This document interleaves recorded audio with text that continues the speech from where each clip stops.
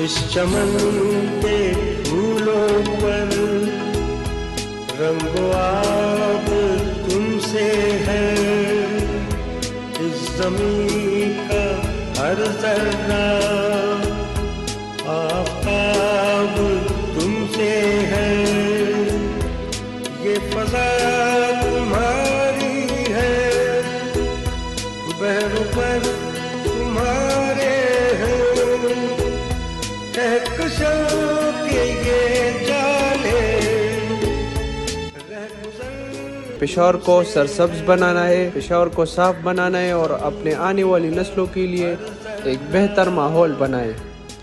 شکریہ۔ اب تم سے ہے، یہ فضا تمہاری ہے، بحر پر